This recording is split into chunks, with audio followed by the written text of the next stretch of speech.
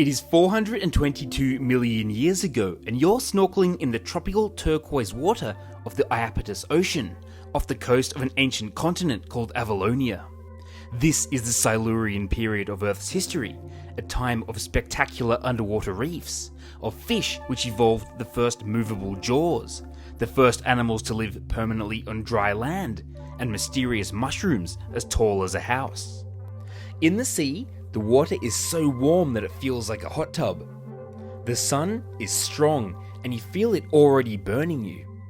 You float on the surface of the foamy water and breathe in the air. It smells like sulfur, salty and crisp and invigorating. There are sandbars all around you that reach from the coast out into the shallows, glowing white under the sun. Jutting above the waves in the near distance are tall rock shapes that are crusted with shelled organisms, and as the waves pull back, you see the sparkling shells of sea snails and trilobites glimmering in the sun before a new wave rushes over. Further afield, a long peninsula climbs up to a sheer cliff face, and as the waves lap against the fallen rocks, you see them overgrown with patches of rich green moss. Whoa! What was that? Something touches your leg. Something huge. A kind of armoured fish as big as a toaster is circling around with a heavy oversized head. Let's dive into the world of the Silurian to see what it was. Immediately, the underwater Silurian reef ecosystem expands into view in all its wonder, and you skip a breath as you take it all in. How things have changed since you saw the Cambrian reef. This is a complex, rocky labyrinth that stretches out forever. And there are fish everywhere. There are craggy reef structures that rise up across the shallow seafloor, creating towering outcrops, dark crevices, and secret tunnels that give animals space to attach, crawl, and swim through. Over there is a large group of cephalopods called tarphicerids with weird uncoiled shells. They're probing through the reef looking for food with long tentacles, and a swarm of small trilobites called calamine clusters in the sand of the shallow reef flat. A visitor comes up to you. It's a small fish, about as long as a hairbrush. It's called Burkinia elegans, a kind of fish called an anaspid, a primitive fish which is likely a close cousin of lampreys. It swims right up to you in curiosity. As it passes by, you can't help but to laugh at its open mouth that makes it look permanently surprised. You swim down closer to the sea floor. This reef is not like present-day reefs. There are no branching corals, no crabs, no turtles, and no tropical fish that the Great Barrier Reef is famous for. Instead, these reefs were built by much more ancient animals. The Paleozoic fauna of the marine world, that is, reef builders between the Great Ordovician biodiversification event and the end Permian extinction, had a different cast of main characters. We already met some of them, but what are those huge structures? Meet the most impressive builders of the Silurian reefs, a clade of primitive sponges called stromatoporoids. They grew in different shapes, from huge domes to branching rods, and they connected together to form large layered structures. Look at the size of those sponge reefs. The inner reef shimmers in pale blue and white surface reflections. It builds up to large elevations at the reef crest, and then at the outer reef, they create an underwater cliff that drops off into the deep. There are also Paleozoic corals growing here. They are cone-shaped rugose corals, which live on the sponge reefs. They form horn structures that grow about a meter long. They are carnivorous and use stinging cells and tiny tentacles to trap and eat small prey. You swim up close to one and touch its rough surface. You see its tiny tendrils snatching particles from the water. These corals combined with the mass of the stromatoporoids. They may have even lived inside the sponge's porous chambers in a symbiotic relationship. Other corals, called tabulate corals, also thrive here, which form small hexagonal cells called corallites. There's one more major reef builder here, the bryozoans.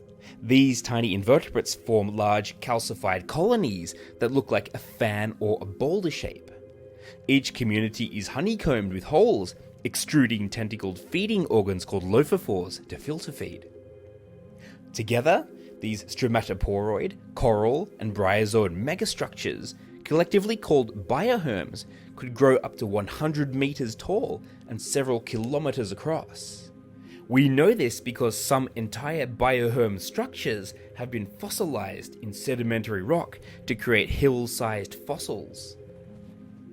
The inhabitants of the Grand Silurian reefs are amazingly diverse. The many hiding spots are a nursery for many types of fish, arthropods, and mollusks. Right away, you see one of the deadliest predators of the Silurian. It's a eurypterid called Slemonia acuminata, an animal also known as a sea scorpion. Eurypterids are arthropods which began to diversify back in the Ordovician, and were now starting to reach massive and terrifying sizes. This Slemonia is a meter-long creature with a segmented carapace, legs modified into sharp pincers near the mouth, wired paddles for swimming, and a sharp spine on the tail called a telson. Using its pincers, it disturbs something buried in the silt and tears it upwards. It's a long animal that looks like a priapulid worm, which thrashes as the Slemonia delivers a fatal bite. One of the most successful and best understood of the eurypterids was the genus Eurypterus, which arose during the Silurian and makes up over 95% of all discovered eurypterid fossils. It was a smaller eurypterid measuring between about 13 to 23 centimeters. Larger eurypterids evolved powerful claws with which they could catch and eat prey, such as trilobites and conodonts. As Slemonia swims away in a flurry, it scatters pieces of detritus from its meal into a cluster of brachiopods. Brachiopods are symmetrical shelled animals which became hugely successful in the Silurian. Many were lost forever in the late Ordovician extinction event, but recovered so well that they were even more widely distributed in the Silurian. You spot their shells attached to the sponges with a long stalk called a pedicle, and they open and close their shells as they snatch nutrients from the water. You see some Silurian brachiopods now, like the long-shelled Mucrospirifer, the rounded Dolororthus, and the elegant scalloped shape of Stegorhynchus. Alongside the brachiopods are echinoderms called crinoids, another sessile animal group which are closely related to starfish and sea urchins. Crinoids were also diversifying during the Silurian, and the warm waters of the Iapetus were perfect places to thrive. They are made up of an anchor with a hollow segmented stem and branch out into a crown of 5 symmetrical arms that feather out to filter feed from the ocean. You can see a group of tiny crinoids growing upside down beneath a shelf of sponge. They're called Pisocrinus, also known as baby-faced crinoids, which have star-shaped heads on long stalks, and they wave gently in the current. There are also larger relatives with much longer stems, like the bulb-shaped Eucalyptocrinites. Growing along the ripples of the white sand is some kind of a gooey, bright green lawn of seagrass. But this is not a plant.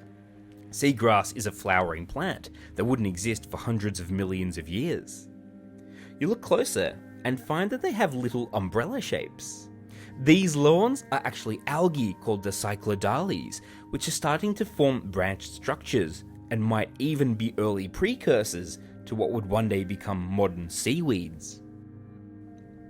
Mollusks also diversified in the Silurian, and one highly successful group was the gastropods.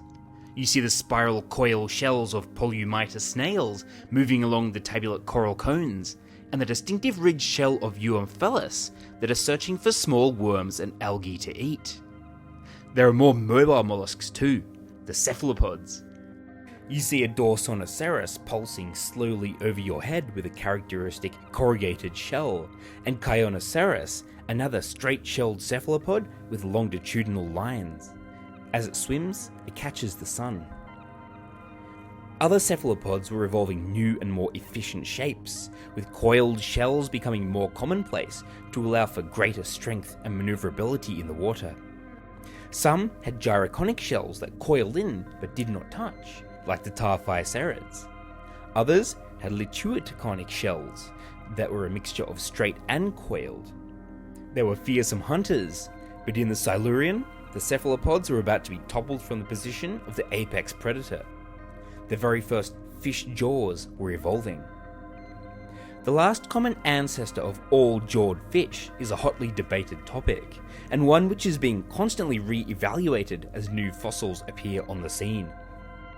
Before movable jaws, there were many groups of jawless fish like the cyclostomes, which includes the conodonts, anaspids like your little friend Burkinia, and a large armoured group called the ostracoderms.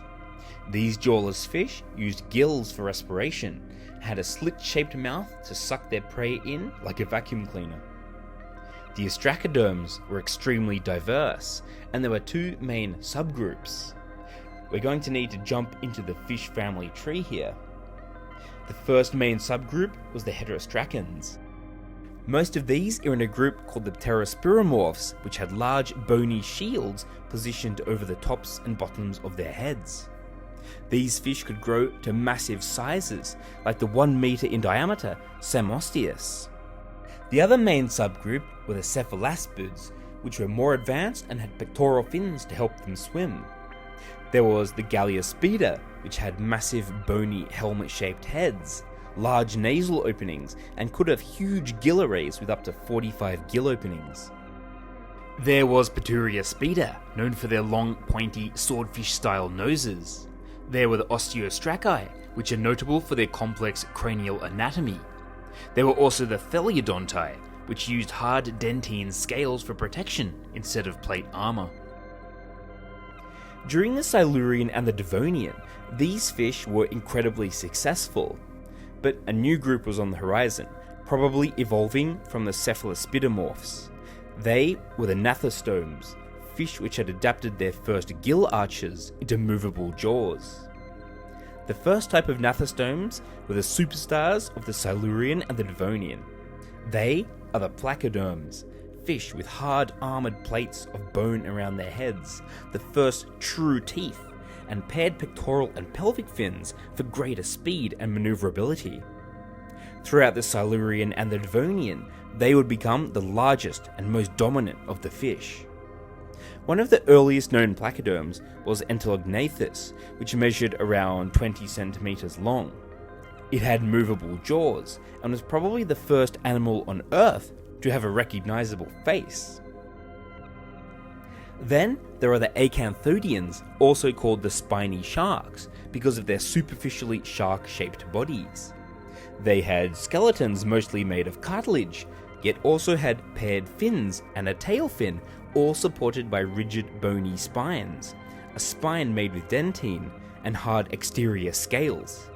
Some early examples are Fungingshania and Neuropisacanthus. The spiny sharks may have been evolutionary ancestors to the chondrichthyans, the group of fish with skeletons completely made of cartilage. These were the ancestors of modern-day sharks, rays, and skates. We also see the first appearance of the superclass Osteichthyes, also known as the bony fishes. As the name suggests, they had skeletons made entirely of bone. Around 425 million years ago, a 30 centimeter long bony fish called Guiu was swimming around, enjoying the depths of the Iapetus Ocean. It was an evolutionary crossroads, representing features of the two bony fish types, the ray-finned and the lobe-finned fish. The bony fish would split into these two major groups. The first is the Actinopterygians, also called the ray-finned fish. They were named for their light fins made of radial bony spines, and they would be the ancestors of almost all modern-day fish, making up over 50% of modern-day vertebrates. The second bony fish group were the Sarcopterygians, also called the lobe-finned fish. They were named for their muscular lobe-like fins, and they would be the ancestors to all tetrapods, including the first fish to walk on land, amphibians, reptiles, mammals, and us. One of the first lobe-finned fish to evolve was the meter-long Megamastax. Now, as we approach the end of the Silurian, all of the main groups of jawed fish were in place, patrolling the oceans and seas. So where is this Silurian reef on the map of the world? The Earth during the Silurian looks completely different to the continents and oceans of the modern day. The ocean you're snorkeling in, the Iapetus Ocean, probably formed sometime during the Ediacaran period, when the continents of Avalonia, Laurentia and Gondwana separated. At this time, Laurentia lies near the equator, with the island of Siberia to the north, and Gondwana near the South Pole. All across the globe, sea levels were very high, maybe as much as 100 to 200 meters higher than the modern day, so there was much less dry land. But while the nearby Paleotethys Ocean was expanding, the Iapetus Ocean was actually shrinking. As the tectonic plates were moved by massive geologic forces over several 100 million years, Avalonia and Laurentia crumpled into each other in extreme slow motion, building the Appalachian Mountain as they crunched together. When they connected towards the end of the Silurian, it closed the Iapetus Ocean completely, leaving the newly formed Rheic Ocean behind it. It's a strange concept to say that an ocean has closed. Kind of sad in a way. What this means is that the oceanic plates that were once the seafloor subduct into the Earth's mantle, or the ocean borders disappear as tectonic plates come together. But as for the water, well, that just moves somewhere else. It's 425 million years ago, and you are walking along a coastal landscape on the continent of Laurentia. You are on the banks of a river that feeds out to a shallow estuary. The landscape is mostly flat and rises up to dramatic mountain peaks in the far distance. It is early morning, and a pale lemon sun glows through a sky of wispy cirrus clouds. The ground is soft and damp, and it is covered with small green plants that are no taller than your shoe. They stand up with tiny stems, some with small bud structures, and others covered with prickles. They are all living near to the water, and further afield there is a vast rocky plain where the plants thin out, where it is too dry for life. You bend down and touch a plant. It's soft and delicate. The earliest plants colonized the land during the Ordovician. They were the liverworts and mosses, and while they still continued to thrive at the water's edge, more complex plant forms were diversifying as well. The Silurian period was the time that plants began to truly establish themselves as a dominant terrestrial force. These were the first ever vascular plants, which used tube systems of xylem and phloem to transport nutrients and fluids through their stems to the plant's extremities. One of these pioneers was called Cooksonia, and you see patches of them all around you. They grow to just a few centimeters in height, and they have no leaves and no roots. What they do have is a branching stalk that divides into pairs of round capsules that produce spores. There are other plants here as well, and around you see Barraguanathia, Asteroxylon, and Drepanoficus. They have soft stems that grow upwards, which have started to form early spine-like leaves to allow them to photosynthesize more efficiently. You look down by your feet and pick up a fallen Cooksonia plant. You place it in your field notebook. It'll make a great souvenir from the Silurian period. Now, we had fish in the seas and the earliest plants on land, but there's still one kingdom we haven't talked about much. Throughout the Silurian, fungus was also spreading across the land in tandem with the first plants. This was a highly successful partnership of producers and decomposers that created the foundations of all terrestrial ecosystems. While fossils of fungus are extremely rare, some have survived from the Silurian, and one of these is called Tortotubus. It lived on multiple continents and was made up of branches of fine filaments. Like fungus today, they thrived by breaking down the organic waste of those early plants. As you walk around the Silurian estuary, you can't really see the Tortotubus, but there is another fungus that you certainly can't miss. It's called Prototaxites, and it single-handedly transforms this landscape of simple plants into the most absurd, outlandish Salvador Dali landscape you've ever seen. Prototaxites forms huge columns, and you see them standing like towers along the riverways. When Prototaxites was first discovered, they were mistaken for fossilized tree trunks, but later review found them to be most likely a fungal fruiting body. The largest fossils found so far suggest an incomprehensible size, a meter wide and a bewildering 8 meters tall. To put that into perspective, that is a prehistoric mushroom almost as high as 2 giraffes standing on top of each other. You see one nearby and walk over to it. You look up and feel minuscule. The way it towers over you and the forest of centimeter-high plants down by your shoes feels so out of proportion. You put your hand on the trunk and you press against it to see how spongy it is. It feels smooth, but you decide not to push too hard. It might be hard and immovable like a tree trunk, or soft and juicy and crumble to pieces like a mushroom.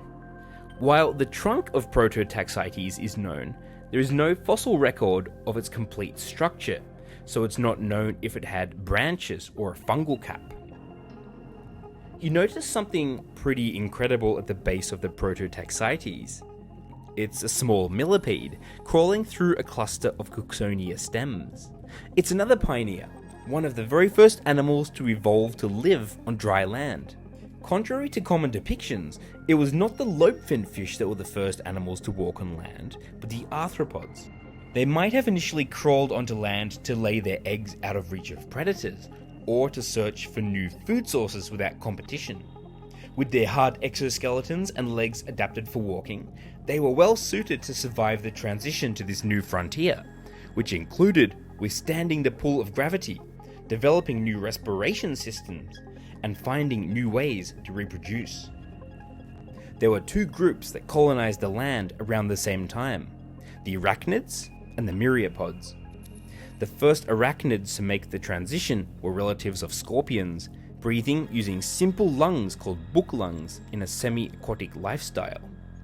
They were carnivores and either ate other arthropods or animals that were stranded on the intertidal zone. The other group was the subphylum Myriapoda, which includes modern centipedes and millipedes. Fossils of these early colonizers are rare, but include the paperclip-sized Campicaris. The Silurian period was named after the Silurs, a Celtic tribe which inhabited part of Wales around the time of Roman conquest. It was named in 1835 by the Scottish geologist Roderick Murchison. Together with his colleague Adam Sedgwick, they described the Silurian and Cambrian periods respectively. The geologist Charles Lapworth, conducting his own excavation work in 1879, defined the Ordovician period in between, setting the boundaries for all 3 periods. You walk down to the riverbank, following clear water as it rushes down towards the mouth of the river. Beneath the current is a riverbed of soft mud and large, flat stones, and you spot some fish lurking beneath, staring at you with small, beady eyes. The clouds begin to clear and the sun begins to filter through as it approaches midday. It feels like it'll be a hot day. It reminds you of your visit to the Silurian reef 3 million years before. You hear the ocean waves. Out there, many bony fish were becoming widespread. As you pass a sandy dune, the mouth of the river comes into view. You trudge out onto a long expanse of tidal mudflats, where you find a whole host of stranded animals. Embedded in the muck are large numbers of loose brachiopod shells, sea snails, and trilobites. The waves lap against your ankles. Some of the more interesting beached animals are a dozen or so ostracoderms called Hemicyclapsis, a jawless fish with a hard, semicircular armoured head. Some are just skeletons. With no scavengers larger than a millipede to pick up the carcasses, these shorelines must be a buffet for the animals living on land. Just beside you, there are primitive scorpions clambering between the disarticulated segments of a beached crinoid, picking at the stem for food. For an incredible 40 million years, the terrestrial arachnids and insects will rule the land and evolve in relative peace with no threat of competition. But as the next period approaches, the Devonian, the lobefin fish would make their own journey onto the new frontiers of dry land, and life on Earth will be changed forever. If you're interested in learning about the worlds of deep time, make sure to like and subscribe.